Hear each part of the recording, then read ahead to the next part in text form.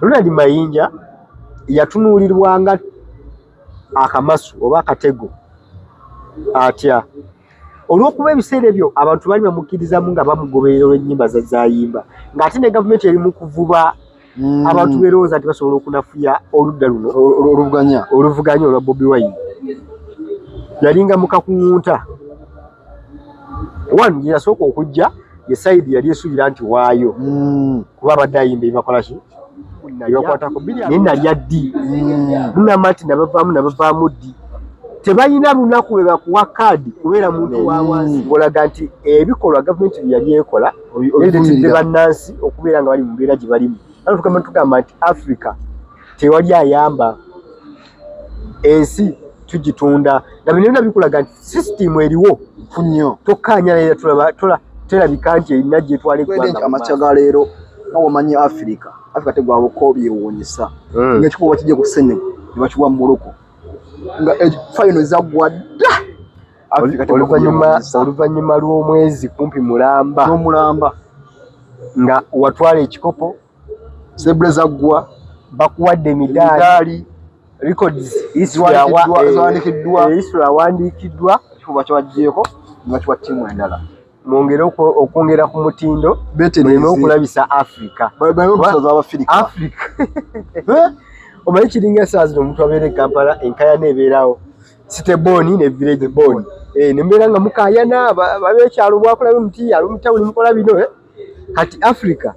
tulemenga buli kaseera kuvangayo nga tweswaza. The fact is Sadio Mane yakola kiyakola n'ayita n'abakomyawo mu kisaawe era nelifa ly'omupiira n'agumala ki bulungi. Decision yandibadde ekolebwa ku olwo nyinyi ngamba ati tugenda gaba kikupo kasooke tulegereza embeera eno tuteeka rematch etalimu bulumira naye nga ekyo kyonna ekyavuddeko ekyo bagamba nti abakulu waliwo ebitagenda bulungi mu match nga bwe yali era nga bikontana n'amateeka ago agafuga omupiira era kye basinziddeko ekikopo kikwata ne bakibajjako. Waliwo akantu ako akabadde kanyumira ennyo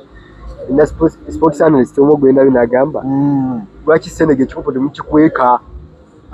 ekyo okwebuuza emidaali bagenda giza kuba akola cerebral omujaze negunyumira n'afaako gwa buddondo naye komedi oyo yenna tumulaba mu Africa so nga ate ne bannaffe era ababadde mu UEFA Champions League Abangereza bagoyagoyeza bali yalabbi ndulu na miranga biwowe na miranga Abangereza twafuukidde ddala obungi bayize ettiimu y'Ubungereza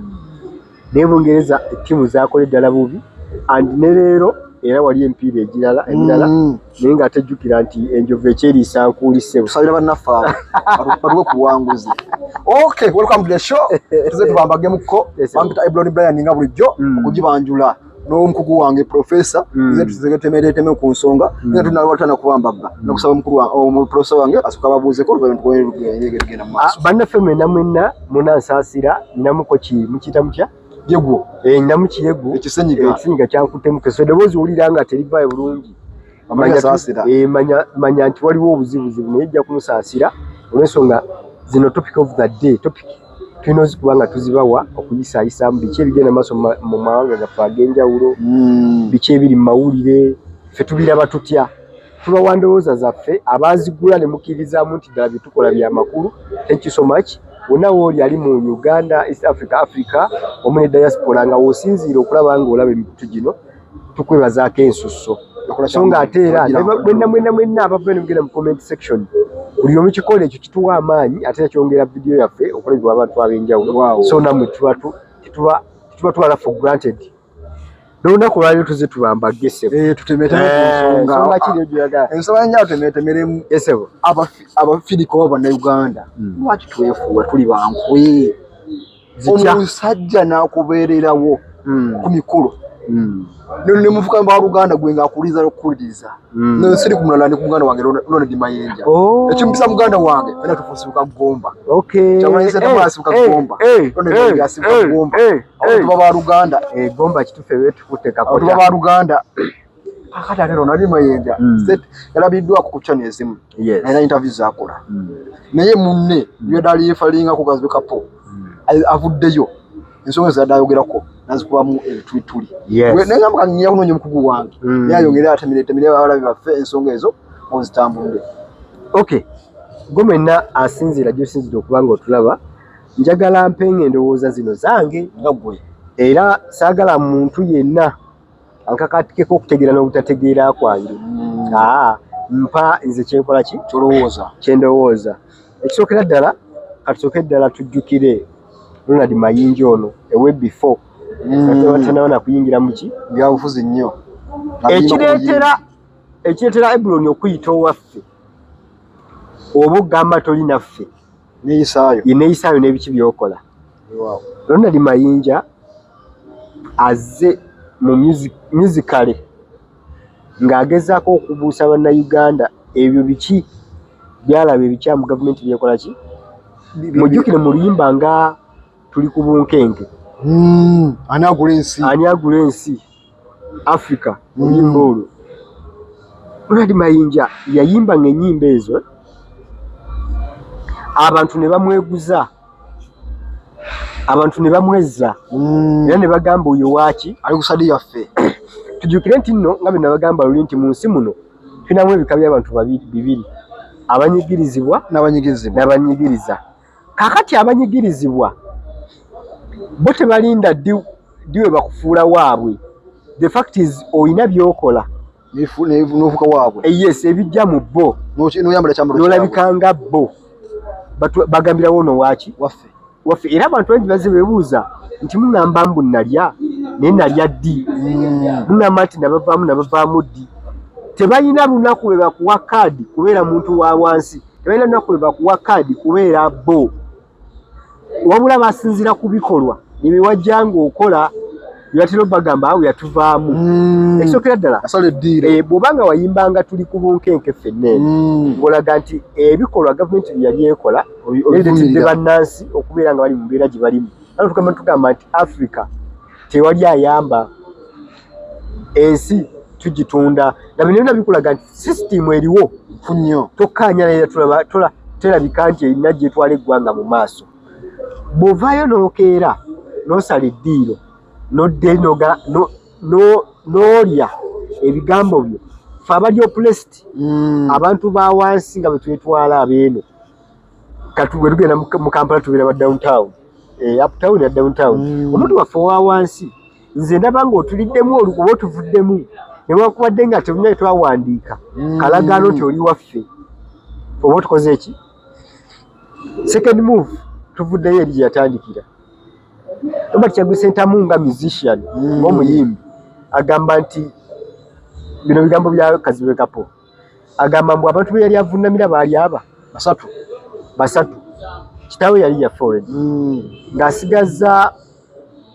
omukulu Ssentamu Chairman Nyanzi Baba Eddie Yawe bakulu be ng'agamba omuntu owokusatu eyali ayisobola omugamba ekigambo n'akitwala Ronald Mayinja. Tukkirize nti nno omuntu okuteeka ku namba eyaawo kumpi nga namba 3 wawa amaanyi wa muganda we. Biki ebizze bikolebwa okukakasa kino Kazibe Kapo kye yadde ayogera? 1 ku mukolo gwa Ronald Mayinja omukyala Babi buvidiyo kakati babuzizza butambula yali Metron tebakulonda bulonzi tekiveeri. Metron you must be a close friend either ku side y'omwami oba ey'omukyala ne mulondaani Metron. So Babi Kyagulanyi okubeera Metron wa mukolo gwa Ronald Mayinja kyali kiraga akabonero akeekunala nti Kazibe Kapo yadde ayogera biki bituufu nnyo nti abantu bano bamanyiganye kuva dda. Ekyokubiri Bobi Wine bw'ayingira ku mukolo ogwo ekitabangawo yaweebwa obudde n'ayimba ennyimba ezisukka mu 3. Jjukira omukolo ogwo gubeera guli fixed nga balinako programs nnyingi naye era yaweebwa obudde obw'enkizo ku bannaabwe. Yes nti yayimbako ekiwanvu okusinga banne. Lwaki? Nti oli Kawasa weewaawo waaliwo Geoffrey Lutaaya we bali mu kibiina kimu naye ono mukwano gwe nnyo ate munamwomba munne. Ekyokusatu Robert Kyagulanyi Ssentamu bw'ava mu music ajja eno mugundi mu politics asetingawo ekintu ekyenjawulo mu music industry atekawo trend era mu kujjaako okwo gye tuyita wave gye yaleeta waliwo bannabitone be yaleeta mu byobufuzi direct because of his influence olw'okuba ye kikyakoze ki kyakoze okumenyerako katono omukulu Hidamani y'omu ku abo Kayimba Solo from entertainment yayingira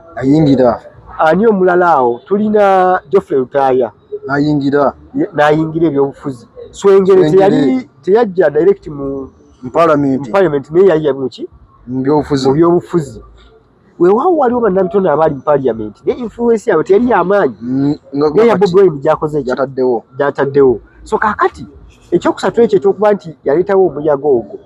kyawaliza Ronald Mayinja abadde ayimba obuyimbi ku mbeera egenda maaso mu ggwanga okwetaba oba okujja yeetabe muki byobufuzi by'eggwanga mu kaseera ako nga waliwo okusika omuguwa nti olwedde abayimbi abamu baali bamaze dda okukola ki okusala nga bazze ku sayidi eri etwagambye ekola ki enyigiriza Ronald Mayinja yatunuulirwanga akamasu oba akatego atya olw'okuba ebiseera ebyo abantu baali bamukkirizamu nga bamugoberera olw'ennyimba zayimba ng'ate ne gavumenti eri mu kuvuba abantu berowooza nti basobola okunafuya oludda luno oluvuganya olwa Bobi Wine yalinga mukakungunta one gye yasooka okujja ye sayidi yali esuubira nti waayo kuba abadde ayimba ebibakola ki ebibakwatako 221 era omukulu yalabikako ng'alangirirwa ng'abamu ku bakandidate oba abamu ku bamemba abajoyininze NUP era omwami oyo n'awanika ne bamuwanika omukono Kazibe Kapo yaliwo ku kido nga kitegeeza omuntu gwe baleese okwanjulira abantu ate abantu tebakyewunyako omuntu waabwe abadde waabwe abadde ayimba ebintu ebibakwatako abadde ayogera ebyo ebibaluma so time came olw'embeera y'obufuzi bizanyibwa naki na ssente Ronald Mayinja tavaayo n'atulimba nti ekyamusazisa eddiira okudda eri yali ideology yeere bwamala kutunda kaadi ye yeggomba ate nga mu ndabika ka video ke kugamba akaliko omukulu Kazibe Kapo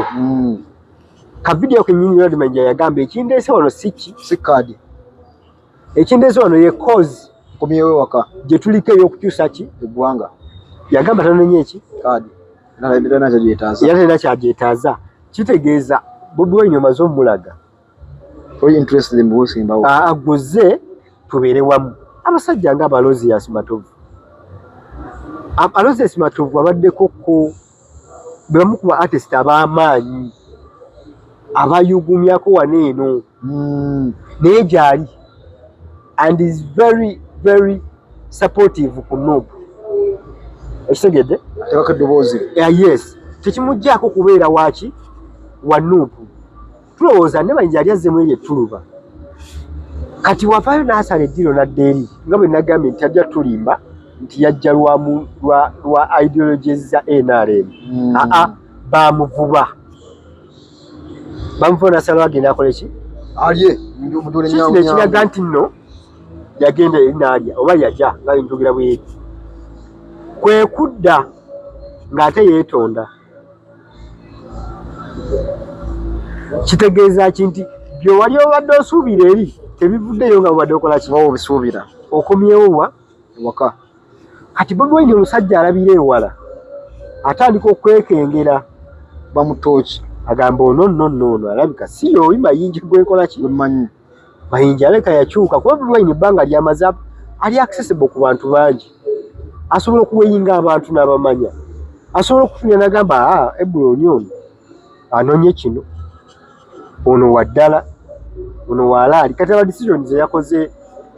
njagendako katono nkomewo decision ze yakoze eya deputy president namufula president yena ze duliga Bobi Wine amala kuvaayo n'agamba nti abuwadde Joe Ssenyomo abuwadde Rubongoya abuwadde anyaawo omulala mu Buganda wano singa ekigambo kiri kuki somidia one NUP yammwe ng'ajja ekwata kakundika abantu bana batano kyemwagala kyemugikozesa yabuwadde wa Northern ate mukazi. Kikulaga engeri gy'alabamu ki ebintu bye. Mayinja bw'okomawo kikulaga nti enkomawo oyo oyinza okuba nga oyina bye weeyagaliza ebirala. N'amugamba nedda, Bobi Wine sinze kibiina, Bobi Wine sinze bannayuganda, kino ekibiina ky'abantu. Ddayo eri mu bantu bwe bakola ki okusonyiwa. Nze sikulinaako buzibu naye ddayo mu bantu bakola ki okusonyiwa. Yasiga mu bantu abagoberera Nuupu oba n'enkyukakyuka oba bali ku ludda oluvuganya oba oluwabula nti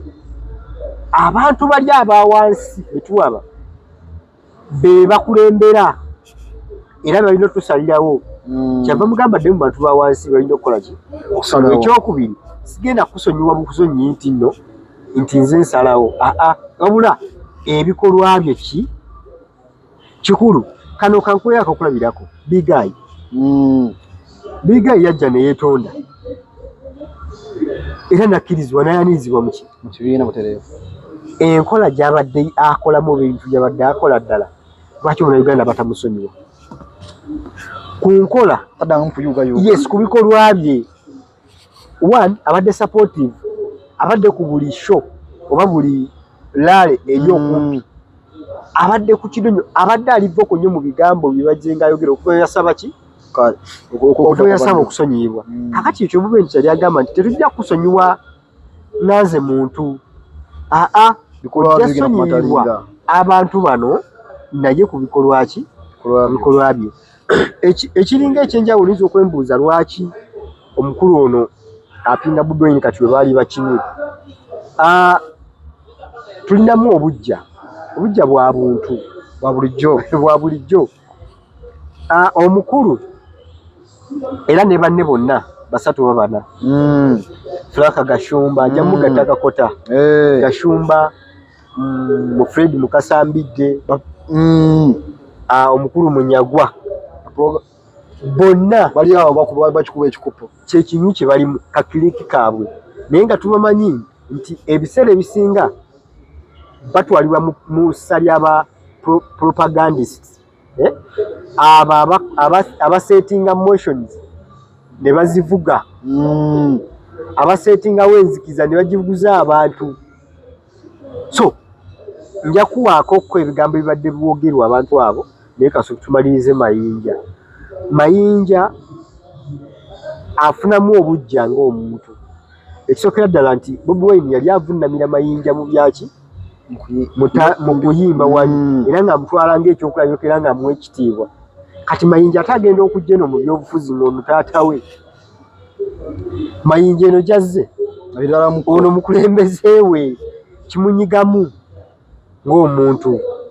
So kati omuntu alinamuko kali ako obujja kegambye bw'okkiriza ne kakulembera byebyo bikolwa. Otandika okwogerera munnamafuuku, otandika okumulaga ng'eyakukyawa, otandika omulaba ng'eyakola ekibi naye ng'ate ekituufu kiri nti gwe ensobi. So ku nsonga ya Ronald Mayinja n'ebiki bibadde bijja bikolebwa, nze bwetegereza okuba nga ndaba nti abakulu bano olw'okubeera Bobi Wine yamumanyira mu beera eri ey'obuyimbi ate nga muwadde too much respect, bw'otuuka eno ng'ate ye pulezidenti wo biba biralamuko, ofunamuko obujja. Ekyokubiri ne weegwanyiza n'entebe emu ey'okwesimbawo eggomba naye ne bakutwala ate mukakuŋŋuuta because that is him. Engeri gy'akolamu ebyobufuzi bye tebiriko byakyali. Genda mukakuŋŋuuta bwe kakkuba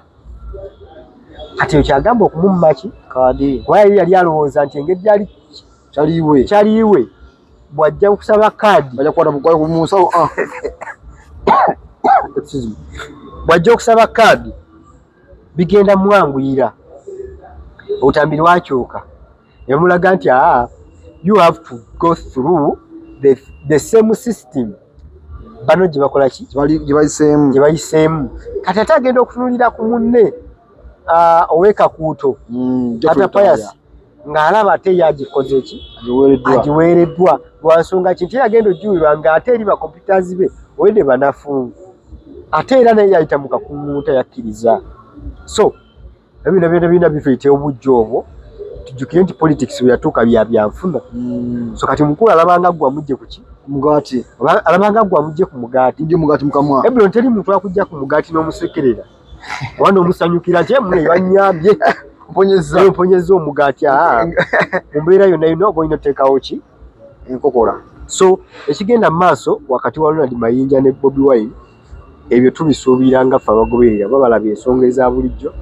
ezitali eza politics n'ebino ebya bulijjo nti ekyo tukisuubira because one gye yadda tatugambanga nti yavaayo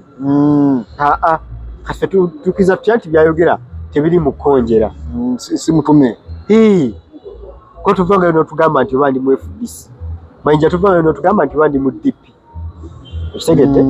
wabula bwe bagaana bw'ogamba nti ebintu bakugaana eno kusonyiwa gye wadda titukola ki titumanyi so singa bajja ntugaa ndi mu PFF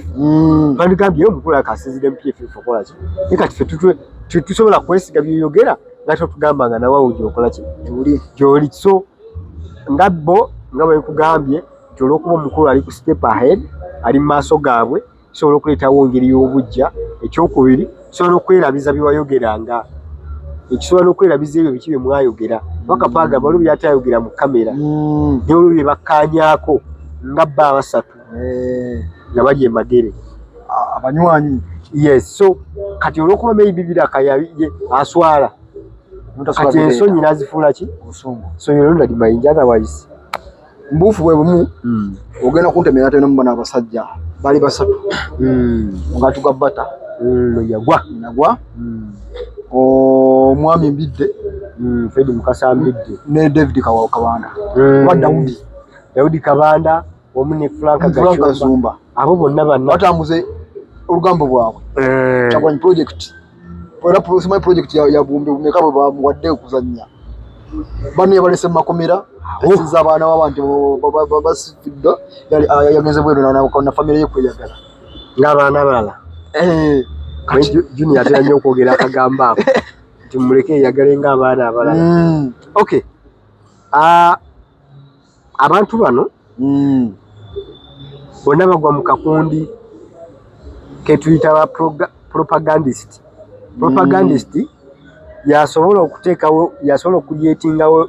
ekintu ate era nakakasa nti kikutuukirako ekiba kituufu ekisookera ddala batuula ne bayiiya bale ebintu by'obufuzi bino bya politics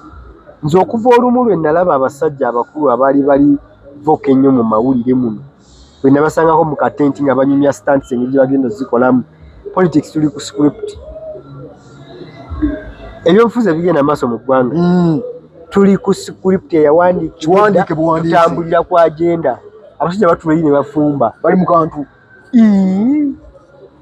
okanyabala gwekyaza ku TV gwakyaza ku radio gwakyaza wa naye nga tulina agenda gye batuvugirako gye tulina okukkiriza oba tugaane so all these people nyinza wasina bujulizi wabukakafu bwogerwa bino byenjogera naye nimukwacha kulabirako okusinza kye nalabako nze ng'omuntu nali nsanzeekoko abakulembeze ababiri ffe betumulowooza nti nno ddala bali agenda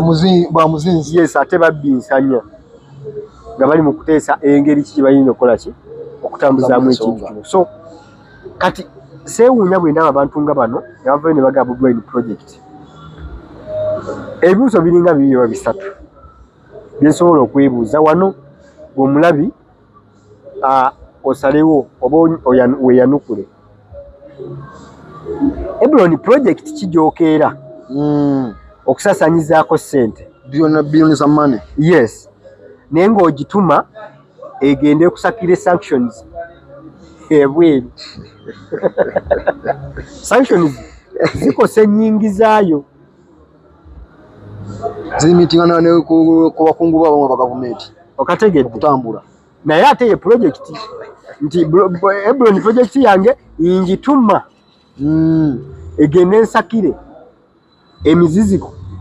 eginteekebwako amazzi gatabangula egenda okunywa ku byenfuna byo nti ogisasula egende nsaka eri ebigootaanya ebyenfuna byo ebigootaanya obukulembeze bwo ye project alaba emikutu gyaffe gino osobola okutusayira otubuulira project kika kyeyo. Ekyokubiri,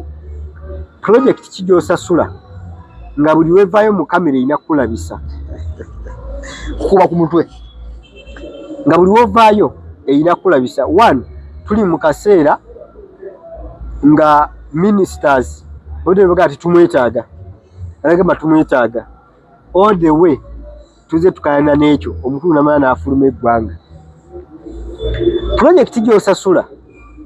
muyagalira bise ebyokwerinda byo mu binafu nga project ekikusasuliza ejera bise ebyokwerinda byozimbidde emyaka 4 tebiina kye bisobola kola kibisobola kola. Awo tutandika okwebuuza which kind of project is this, era kikula kyekyo kiwagizimbiramu. Ekyokusatu, project ki eyo gyolaba nga evuddeyo mu myaka emitono gino gye yakamala ekulaze nti eri mu kuzimba ezimba ebitebe koze ebyanagumagwano bane batakolangako abatali projects. Omanyi ekikulaga nti oli mutuuze mutuufu ku kyalo nti gundi oyo mutuuze si bupangisa abo Ebuloni apangisiza ku nju za mwami gundi emyaka 15 ekyo kiraga butuuze bwo. Obutuuze bwo ke kasiisira ke kayumba kotadde ku kitundu kosulamu. Chairman atandika okugamba oyo nno omumigundi wewali atandika okukakasa obutuuze bwo n'olusula kwa parliament efaananira okugamba omwami basema ne banyabo y'ensonga lwaki bw'ogenda okwewola mu mabanka ng'oli ku ssente ziri serious bw'oba tolinawo opangi wosula nga nnyumba yo basiiyo olina okubaako ne baggalanta abalina amaka bwe basula nga waabwe. Lwaki? Nti gwe ne baba obuze bano baggalantas baffe batukola ki obajja kati project kyeyo gyokkiriza mu myaka gino emitono etandika oteekawo ebitebe mu buli region gw'ogivugirira akasimbi project yo etandika oteeka ebitebe ebiraga nti ffe weetuli leero neddi n'enkyane luli. So basebo ne bannyabo bwe tuwulira ebintu bye tuwulira tuddengayo twefumiitirize, tuddengayo tukube tooki mu bye twogera, tuddengayo tukube tooki mu bano be tugoberera biki bye boogera. Otherwise tujja kubeera mu kintu nga tetutegeera wajji kitutwala. Nze nabagamba nze munnabyabufuzi nzikiriza nnyo ku bikolwa bye, kikyonguza emisana si kiro emisana wano obudde buba bukedde kikyonguza. Basimunyeyo tuveeyo tukkirize omuntu wavaayo mu kamera n'abagamba bannaaye tulwanire eddembe lyaffe nti bannaaye eddembe lyaffe lyalinyirirwa dda bannange ekiddako kino ne kino ABCD omuntu oyo tomutwala nti nno kitono lwansonga ne bw'onooba nti gwe ali mu kituguza oli project naye oli mu kuzimba emitima gy'abantu ab'enjawulo b'oli mu kuteekamu omutima guli nti naffe kikola ki kisoboka. Kati project eyo gy'otugamba gye yaleeta bwe banga eri mu kubuusa bantu bazimbamu ogwo omutima ogw'okufiirawo okiba kyatuukako mu kusa nga bagenze mu kalu tugamba mukama atutaase abaana tebakola ki tebamenka ekitwogeza ekyo olwendo project gye mutugamba nti yabazimbamu enzikiriza omutima yabazimbamu enzikiriza nti buli kimu tukikola ki buli kimu kisoboka. So which kind of project is this? Okuleka ng'olina mission gy'oli mu kuzimba mu bannayuganda kyoyagala okuyisaawo naye tukirize tugaane tosobola kusaasaanya ssente ezo biliyoni 10 ze bagamba ku muntu ate ali mu kukola ki kulabisa ku muntu agenda ebweru okunoonya sanctions ku bantu bo okugenda okusalako obuyambi ng'oli muteekamu ssente agendewa ebweru. So bwe tuba tuwuliriza ebigambo bino tusengejje ffenna nze nkuwadde endowooza yange nenzikiriza nti naawe olina eyiyo. Omwami Munyagwa yali presidential candidate former presidential candidate Mulamba. Videos intono ne shows intono zenvyo ndaba omwami Munyagwa ng'avuddeyo akulitisayizinga mwami Museveni. Wabula ezisinga zonna kunafuya nakuba kusaidi yaki Robert Kyagulanyi nebuuza presidential candidate wali kika kigwe yali mu race naye ng'ate main competitor gwe mwalina yali omu ate gwe temuli against him muli against banno we mwali muki bemuzanya nawo mu tiimu emu. So kakati kikulaga ekika ky'obukulembeze omukulu kyali atuleetera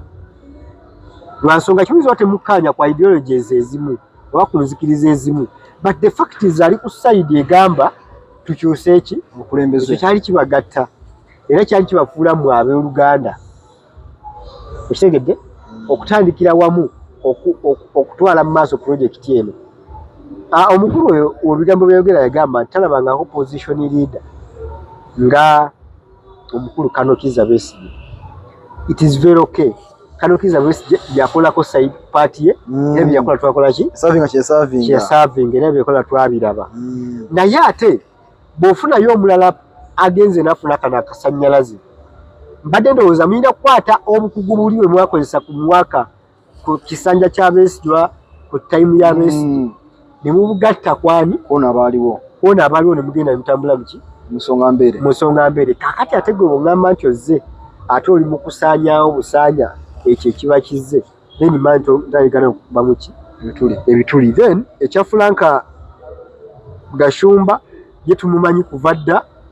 musajja wa NRM era ekikopo akikola ki kifira ku side eyo tomusuubira mu bigambo biwoomu eri Robert Kyagulanyi Ssentamu. Era ebigambo byajja okwogera bina okubeera nga byawukana n'ebyani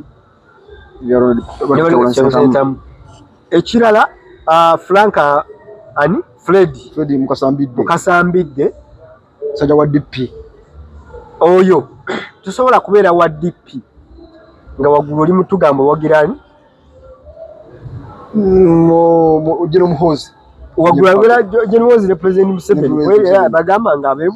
buweekula if I'm not mistaken side ze buweekula oba yabagamba nga waggulu mulondani President Museveni wano wansi mulondani mu mpaakalulu kuba ne President yakkiriza dda. Kakati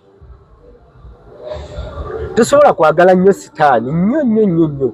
nga ne Mukama okola ki omwagala bw'oba otusaliddewo n'otugamba nti gwe oli wa DP lukulwe era nga ne ideology ezo z'ekibiina ky'owagira zirina bye zitakkaanya n'ekino ekiri muki obukulembeze gwe ng'omuntu n'ovaayo n'otugamba nti nze nja kuwagira eri waggulu President Museveni eno wansi mukigali mu kibiina kyange ekya DP kati oba otuwugguusa era tusaba busabi nfa kisina kusaba ekirungi abakulu bakakalu tebakola ki tebakamukombyako naye kyoguza abantu batandika nabo okukuba mutoki tugirize tugaane